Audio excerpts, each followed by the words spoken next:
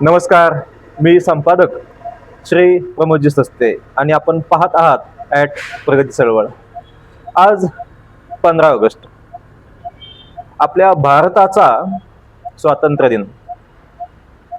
हा केवळ ध्वजारोहणाचा दिवस नाही, हा केवळ राष्ट्रगीत म्हणण्याचा दिवस नाही, आणि हा केवळ देशभक्तीच्या घोषणा देण्याचाही दिवस नाही. हा दिवस आहे आपल्या स्वातंत्र्याचा अर्थ समजून घेण्याचा. हा दिवस आहे ज्यांनी देशासाठी बलिदान दिले त्यांचे स्मरण करण्याचा. आणि सर्वात महत्त्वाचे म्हणजे आपण मिळालेल्या स्वातंत्र्याचे रक्षण करण्याची आपली जबाबदारी ओळखण्याचा. स्वातंत्र्य मिळवण्यासाठीचा संघर्ष. 15 ऑगस्ट 1947, शेकडो वर्षाच्या परकीय सत्तेनंतर भारत स्वतंत्र झाला. या स्वातंत्र्यामागे केवळ काही नेत्यांचे योगदान नव्हते. असंख्य ज्ञात अज्ञान स्वातंत्र्य सैनिकांनी संघर्ष केला. सर्वसामान्य माणसांनी खूप मोठा त्याग केला. कुणी तुरुंगवास भोगला, कुणी लाठीमार सहन केला, कुणी फाशी स्वीकारली, कुणी आपले घरदार सोडले, आणि अनेकांनी आपल्या आयुष्याची पर्वा न करता देशासाठी सर्वस्व अर्पण केले. महात्मा गांधी, डॉक्टर बाबासाहेब आंबेडकर, लोकमान्य टिळक, नेताजी सुभाषचंद्र बोस, भगतसिंग, राजगुरू,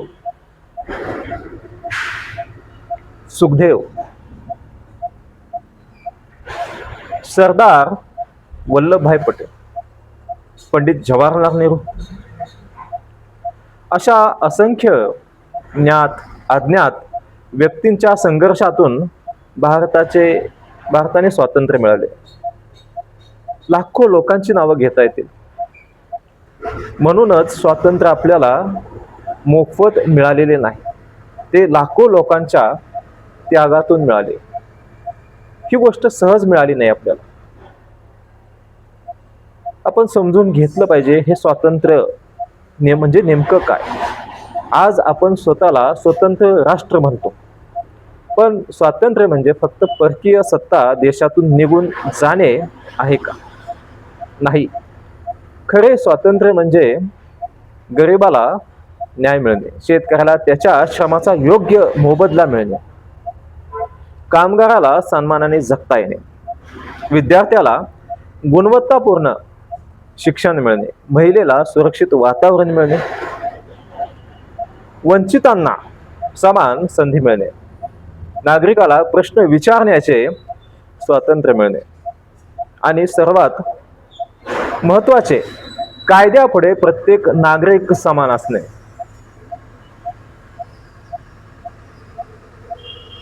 आपण संविधानिक लोकशाहीमध्ये आहोत. संविधानाने दिलेले स्वातंत्र्य 1950 मध्ये भारताने संविधान स्वीकारलेले आहे. भारतीय संविधानाने प्रत्येक नागरिकाला केवळ अधिकार दिले नाहीत, तर राज्य व्यवस्थेची दिशा देखील निश्चित केली. यामध्ये प्रामुख्याने न्याय, स्वातंत्र्य, समता, बंधुता ही आपल्या संविधानाची मूलभूत तत्वे आहेत. आपल्याला अभिव्यक्तीचे स्वातंत्र्य आहे, विचार करण्याचे स्वातंत्र्य आहे, प्रश्न विचारण्याचा अधिकार आहे, आपल्या हक्कांसाठी आवाज उठवण्याचा अधिकार आहे. परंतु अधिकारांसोबत कर्तव्यही येते. देशाचा नागरिक म्हणून संविधानाचा आदर करणे, कायद्याचे पालन करणे,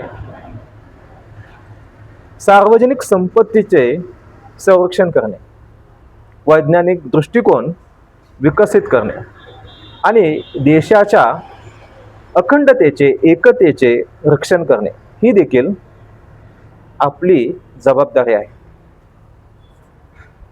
लोकशाहीत प्रश्न विचारणे हा गुन्हा नाही. आजच्या काळात एक अत्यंत महत्त्वाचा प्रश्न आपण स्वतःला विचारला पाहिजे. आपण प्रश्न विचारतो का? सरकार कोणत्याही पक्षाचे असो, सत्ता कोणाकडेही असो, लोकशाहीमध्ये सत्तेला प्रश्न विचारणे ही नागरिकांची जबाबदारी आहे. रस्ते का खराब आहेत हा प्रश्न विचारतात लोक. निश्चित विचारला पाहिजे. शेतकऱ्याला योग्य भाव का मिळत नाही हाही प्रश्न विचारला पाहिजे. तरुणांना रोजगार का मिळत नाही हाही प्रश्न विचारला जातो. शिक्षण महाग का होत आहे? आरोग्य सुविधा सर्वांपर्यंत का पोहोचत नाहीत? भ्रष्टाचारावर कारवाई का होत नाही? ज्या शेतकऱ्याच्या कष्टावर देशाची अन्न सुरक्षा व्यवस्थापन उभे आहे त्याच्या जीवनात सुरक्षितता असली पाहिजे. ज्या कामगाराच्या श्रमावर उद्योग उभे राहतात त्याला सन्मान आणि योग्य मोबदला मिळाला पाहिजे. ज्या युवकाच्या हातात पदवी आहे, खूप कष्ट करून मुलं शिकतात, त्याच्या हाताला रोजगार मिळाला पाहिजे. आणि ज्या मुलाच्या डोळ्यात मोठी स्वप्ने आहेत, स्वप्न पाहणं चुकीचं नाहीये, त्याला आर्थिक परिस्थितीमुळे त्या स्वप्नांपासून वंचित राहावे लागू नये. हे झाले तरच स्वातंत्र्याचा खरा अर्थ सामान्य माणसाच्या जीवनात दिसेल.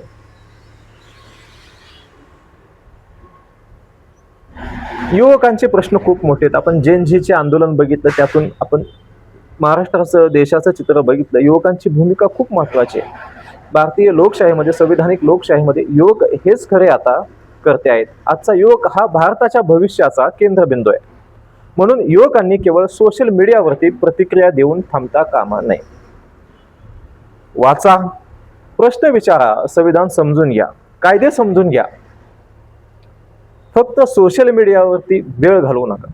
इतिहास समजून घ्या, तंत्रज्ञान आत्मसात करा, टाइमपास करू नका. आणि सर्वात महत्त्वाचे, अफवांपेक्षा तथ्यांवरती विश्वास ठेवा. लोकशाहीला मजबूत करणारा नागरिक हा भावनेपेक्षा विवेकाला महत्त्व देतो. आणि हे तरुण पिढीनं लक्षात घेणं आवश्यक आहे. तरुण दिशाहीन जर असेल तर भारताचे भविष्य धोक्यात आहे. आता यामध्ये सामाजिक परिवर्तनाची गरज. भारताचे स्वातंत्र्य 79 वर्षाचे झाले आहे, परंतु सामाजिक परिवर्तनाची प्रक्रिया अजूनही सुरू आहे. जात, धर्म, भाषा, त्यापुढे जाऊन प्रदेश, मी महाराष्ट्रातला, तू युपीतला, त्याही पुढे जाऊन पक्ष, मी भाजपमधला, तू राष्ट्रवादीतला, XYZ, या सर्वांच्या पलीकडे जाऊन आपण एक नागरिक म्हणून विचार केला पाहिजे. जो करतो का आपण? आपली ओळख वेगवेगळी असू शकते आणि असली पाहिजे. विविधतेत एकता आहे, पण आपले संविधान एक आहे, आपला तिरंगा एक आहे, आपला देश एक आहे आणि आपल्या लोकशाहीचे भविष्यही एक आहे. म्हणून मतभेद असू द्या, पण मनभेद नकोत. राष्ट्रीय एकता महत्वाची, राष्ट्रीय एकात्मता महत्वाची, कारण संविधान तेच शिकवतं. राजकीय संघर्ष असू द्या, असले पाहिजेत, पण सामाजिक द्वेष नको. प्रश्न कठोर असू द्या, पण संविधानिक मार्ग सोडू नका.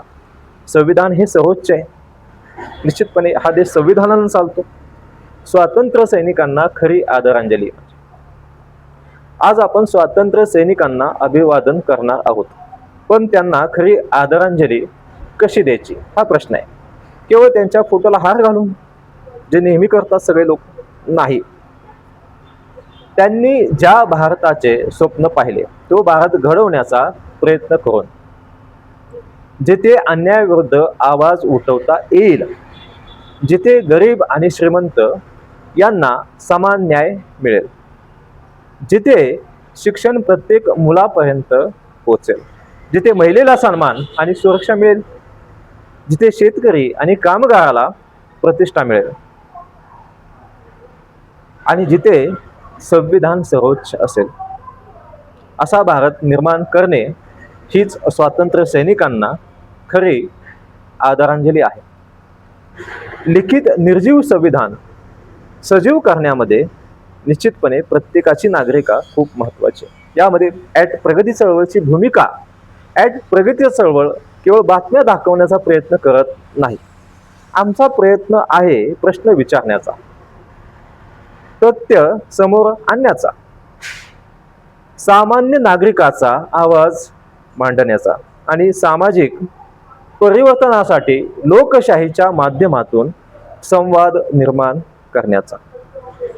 कारण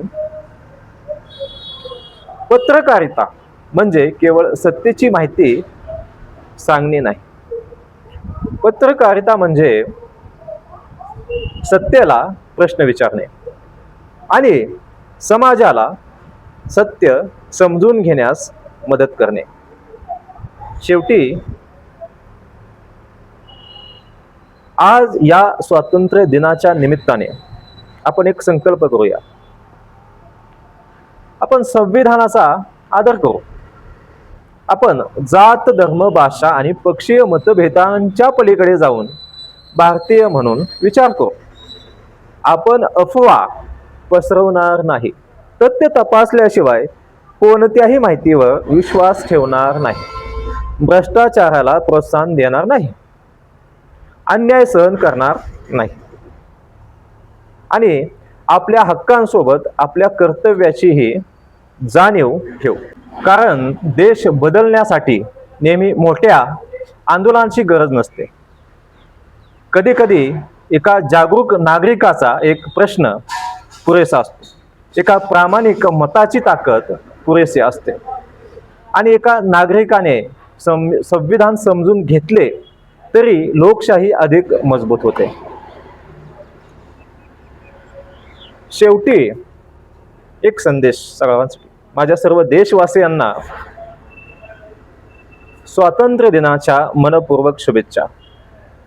ज्यांनी देशासाठी बलिदान दिले त्या सर्व ज्ञात अज्ञात स्वातंत्र्य सैनिकांना विनम्र अभिवादन. आपला तिरंगा सदैव उंच राहू. भारताची लोकशाही अधिक मजबूत राहू. संविधानाची मूल्ये अधिक दृढ होत आणि प्रत्येक भारतीयाला सन्मानाने, समानतेने आणि स्वाभिमानाने जगता येऊ. हीच आजच्या स्वातंत्र्य दिनी मनापासून प्रार्थना.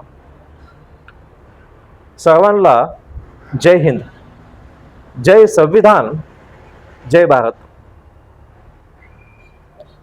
मी संपादक श्री प्रमोदजी सस्ते. आपण पाहत आहात ॲट प्रगती चळवळ, सामाजिक परिवर्तनाच्या दिशेने एक पाऊल.